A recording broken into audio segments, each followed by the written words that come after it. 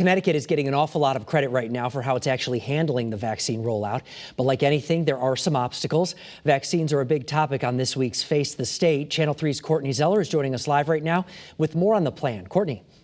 Well, you know, Mark, over the past 2 weeks, we've seen multiple COVID vaccination sites open around the state. Pratt & Whitney's runway, that's next to Rentschler Field in East Hartford, Yale New Haven Health, and in about 2 weeks, Dunkin' Donuts Park in Hartford will open. And I'm sure the list will continue to grow. But its mission is, of course, to get vaccine into the arms of people 75 and older. Those are the people in the top tier of the 1B group. The state is being credited with having a good plan in place to tackle such an overwhelming task. But for example, New York City is actually being forced to shut down vaccination sites this weekend because they've run out of the vaccine.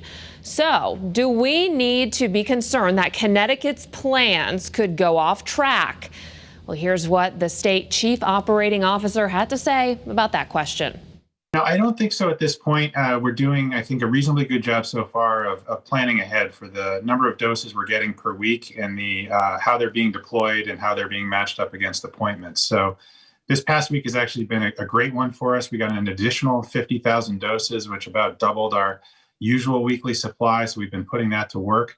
But we've had great cooperation with our providers, our hospitals, our federally qualified health centers, local health departments, making sure we're budgeting those doses very carefully so that they're there when the appointments come up.